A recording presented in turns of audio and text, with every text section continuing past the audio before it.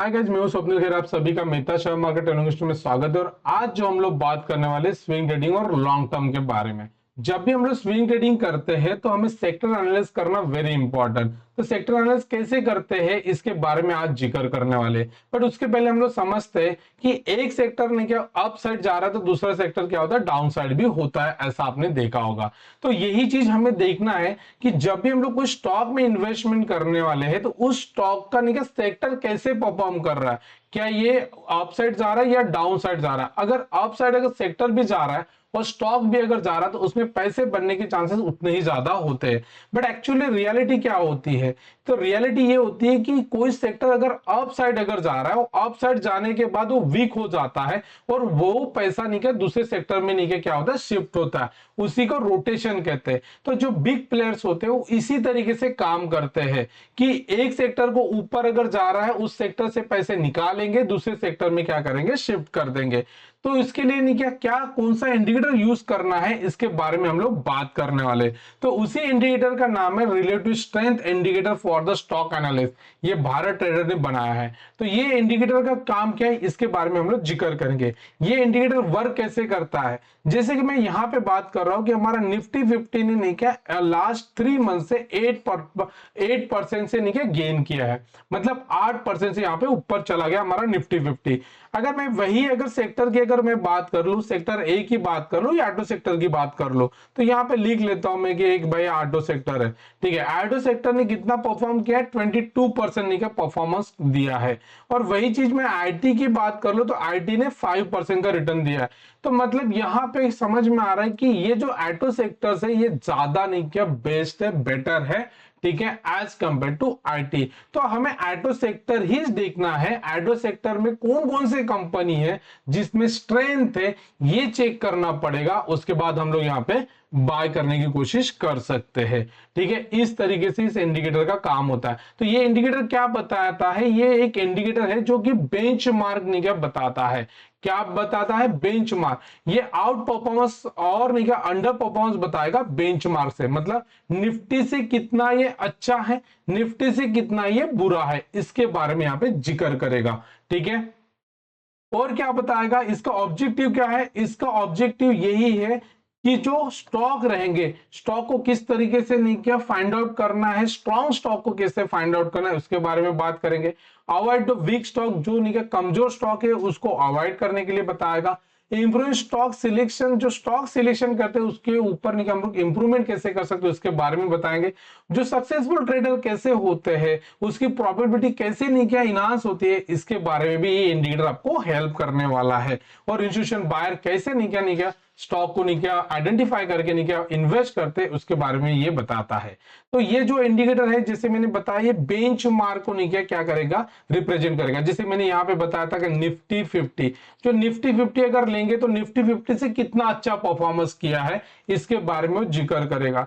But यही चीज नहीं कि हम लोग निफ्टी 50 से कर सकते हैं, निफ्टी 100 से कर सकते हैं, निफ्टी 500 से कर सकते हैं, बैंक निफ्टी कर सकते हैं, सेंसेक्स भी कर सकते हैं। जिसके साथ हमें करना है उसके साथ हम लोग कर सकते हैं। तो हम लोग किस में करने वाले हैं, निफ्टी 50 में करने वाले हैं गाइस। ठीक है, आई होप सो कि आपको समझ में आ रहा है। बट ये इंडिकेटर होता कैसा है, जैसे कि यहाँ पे relative strength indicator for the stock analysis अगर करोगे तो ये चीज नहीं कि आपको देखने को मिल जाएगी, जो कि हम लोग आगे में बात करने वाले हैं ट्रेडिंग व्यू के प्लेटफॉर्म पे। ठीक है, तो ये क्या बताता है, ये जो जीरो लाइन की है ना ये निफ्टी का बताता है, निफ्टी बता रहा है, निफ्टी की लाइन है। अगर यहां से अगर ग्रीन है, यहां से अगर ऊपर की ओर है तो इसका मतलब है कि भाई साहब जो निफ्टी 50 है इससे अच्छा परफॉर्म कर रहा है, आउटस्टैंडिंग परफॉर्मेंस करने की कोशिश कर रहा है वो सेक्टर। तो वैसा ही हमें देखना पड़ेगा स्टॉक में भी। अगर सेक्टर भी पॉजिटिव होना चाहिए और हमारा नहीं क्या स्टॉक भी पॉजिटिव होना चाहिए, तो ही हम लोग यहाँ पे नहीं क्या बाय कर सकते उस स्टॉक में।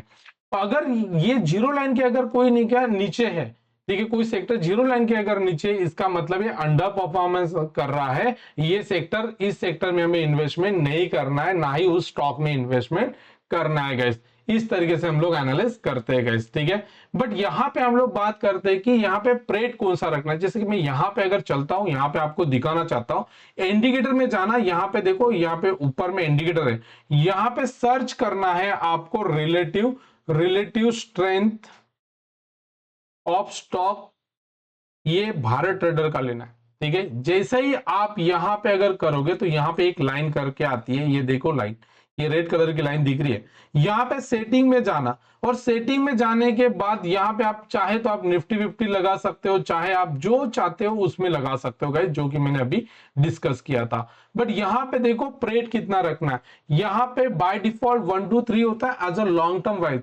मैं अगर स्विंग ट्रेडिंग अगर कर रहा हूं, 1 महीने के लिए कर रहा हूं, तो मैंने यहाँ पे नहीं किया 55 रखना चाहिए। देन अगेन यहाँ पे परेट जो है, यहाँ पे इसको निकाल दो और यहाँ पे क्लिक कर दो तो ये लाइन आएगी। तो ये लाइन क्या बता रही है, क्योंकि निफ्टी से कंपैरिजन कर रहे हैं तो ये लाइन क्या रहेगी, जीरो ही रहेगी।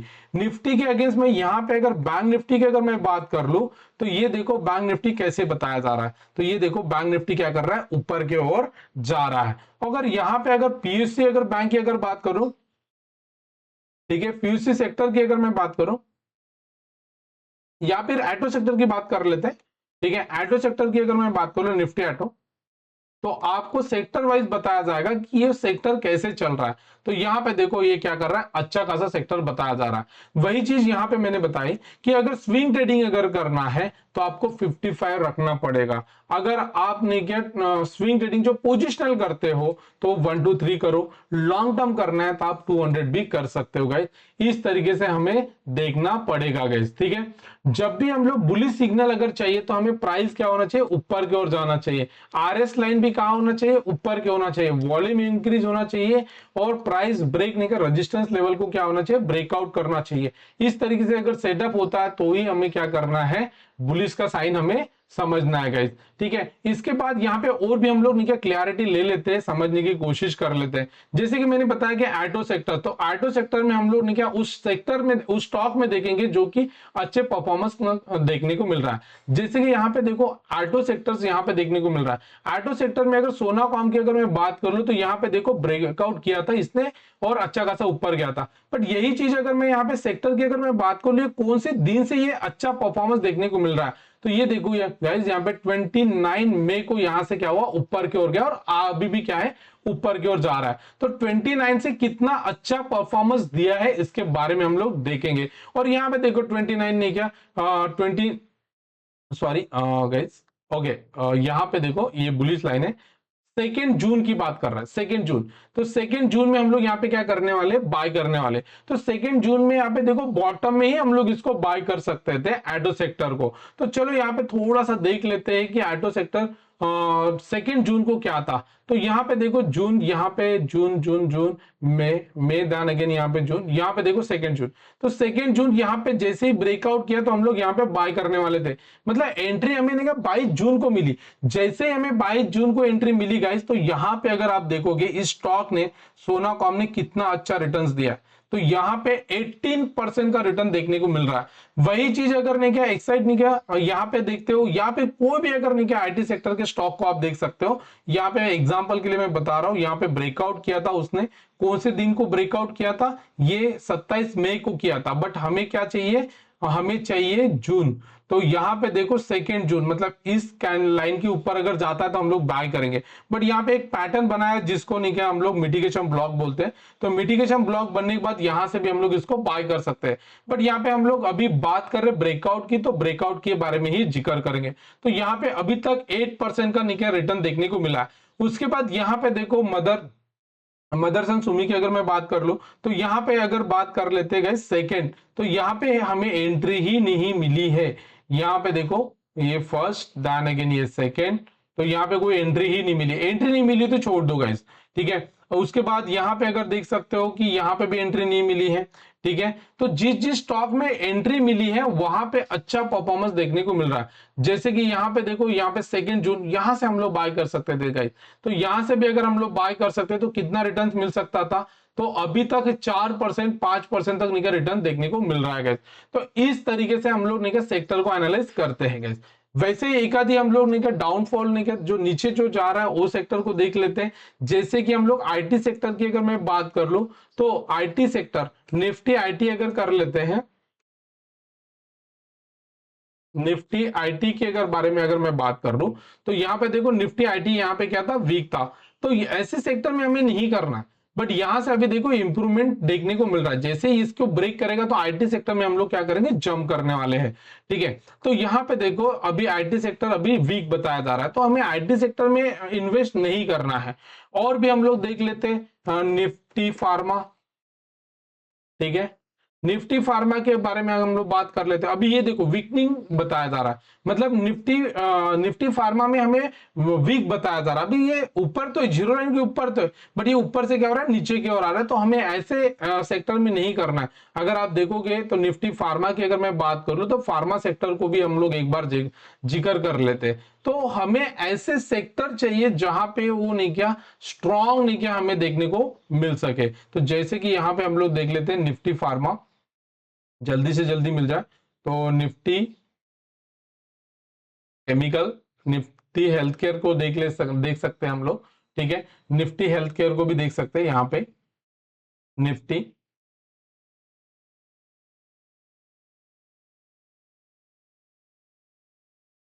निफ्टी हेल्थ केयर को देख सकते हैं। ठीक है, ये भी अभी वीकनिंग बताया जा रहा है। तो यहाँ पे देखो ये जो स्टॉक्स है, अगर आप इसमें से अगर स्टॉक को अगर देखोगे ये थोड़ा सा आपको डाउनफॉल देखने को मिल रहा होगा। ठीक है, ठीक है, यहां से क्या हो रहा है, यहां से वो वीक हो गया था, मतलब 10 जुलाई से निकल ये वीक हो गया था।